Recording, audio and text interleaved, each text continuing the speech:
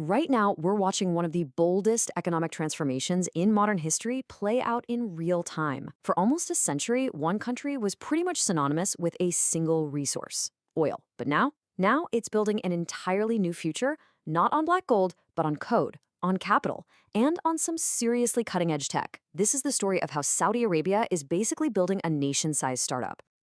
Just think about that for a second. In 2016, less than a decade ago, a decision was made to completely rewire the entire economic identity of a nation. I mean, that's a pivot so dramatic, it's like trying to do a U-turn with an oil tanker.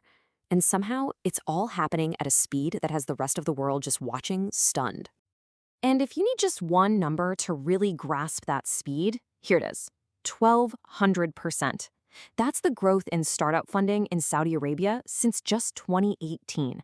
That's not just growth, it's an absolute explosion of capital that proves this isn't just talk. This is a full-throttle execution of a brand new vision. Which brings us to the core question of this whole explainer. How do you even do that? How do you take an entire nation and run it like a startup, scaling at a pace that seems, well, almost impossible? Turns out it all boils down to a really clear three-part blueprint. Okay, part one, you need an engine. And in this case, it's a $1 trillion one.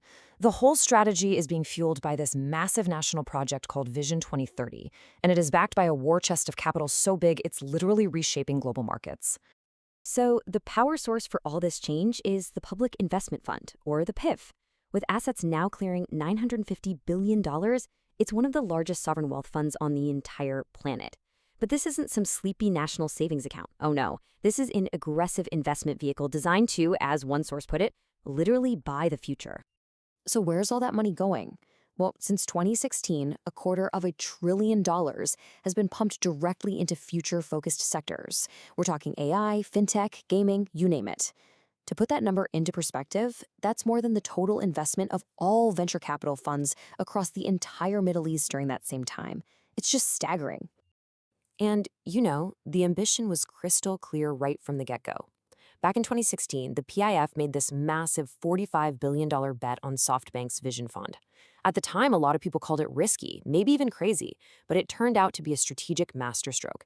It was a signal to the entire world that Saudi Arabia was now a serious global player in tech, forcing the big funds in Silicon Valley and Europe to finally start taking Riyadh very, very seriously. And this quote from the nation's leader just lays out the goal with perfect clarity. These aren't just some vague hopes. They are concrete, measurable goals. They want 5 unicorns, companies valued over $1 billion, and a spot in the top 10 for global innovation hubs. It's a clear, incredibly audacious target. So that brings us to the second part of the blueprint. Because as any startup founder will tell you, you can have all the money in the world, but if you don't have the right foundation to build on, it's pretty much worthless. And the leadership there, they got this. To become a true world-class innovation hub, you need more than cash. You need amazing infrastructure, you need attractive laws, and you need processes so smooth that it's just plain easy for businesses and talent to come and set up shop. And their strategy here was brilliant. Create these special economic zones that basically play by their own rules. So in a place like Neom, companies get permanent tax exemptions, forever. In the Riyadh Tech Park, you're getting 10 gigabit internet and instant visas. And in all of them, foreign companies can have 100% ownership. These aren't just little perks. These are absolute game changers designed to lure the world's west. All right, so you've got the money and you've got the infrastructure. What's that third critical ingredient in the recipe? It's the people, specifically the top-tier global talent that you need to actually do the innovating. And boy, are they competing for that talent aggressively. A senior AI engineer in Riyadh right now can pull in an average of $34,000 a month. That's more than you'd make in established tech hubs like London, Berlin, or Singapore, and it comes with a much lower cost of living. For a lot of top talent, that's a simple, powerful, and very convincing offer. So, is it actually working? Well, this number really speaks for itself. Since they launched their Golden Visa program, over 8,500 senior tech professionals and founders have packed their bags and relocated to the kingdom. For the first time ever, the net migration of tech talent to Saudi Arabia has actually surpassed the UAE, which has been its main regional rival for years.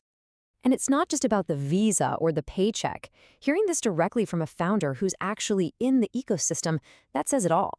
Nadine Moslem, who founded Tamara, one of the region's biggest fintech success stories, she points to the insane level of government support as the real key differentiator. Okay, so what are the actual tangible results of this massive flood of capital, infrastructure, and talent? Well, the country is now going after and dominating key strategic tech sectors. Let's just take fintech, for example. This chart shows that Saudi Arabia now accounts for 19% of all fintech transactions in the entire Middle East and North Africa. That is more than the UAE, Egypt, and Turkey combined. It is, without a doubt, the new fintech capital of the region. And it's definitely not just fintech. They are making a colossal push into gaming, backed by a dedicated $38 billion fund. And their goal? It isn't just to be a regional player, it's to become one of the top 3 gaming hubs on the entire planet by 2030. It's just another example of their incredibly targeted global ambition. But look, growth this fast, this disruptive, it always raises questions. This is not a perfect, flawless story.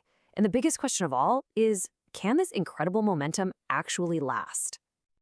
Analysts tend to point to 3 main challenges. First, there is a shortage of skilled local workers. Right now, only about 22% of tech professionals are Saudi citizens.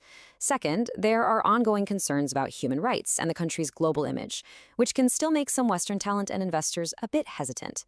And third, a lot of this innovation budget is still being funded by oil revenue, and that carries its own long-term risk. Now, the government is very aware of these hurdles, and they're trying to tackle them head-on. They've launched Saudization 2.0 to really build up a skilled local workforce. They've enacted sweeping social reforms to improve the quality of life and, frankly, their global image. And they're working hard to diversify the PIF's income so they're not so dependent on oil in the long run. Which leaves us with one final, really fascinating question. What we're seeing here is one of the most ambitious national pivots ever attempted. It's a high-stakes, high-speed experiment in building a nation for the future. And whether it ultimately succeeds or fails, you have to wonder, are we looking at the new blueprint for how a country completely reinvents itself in the 21st century?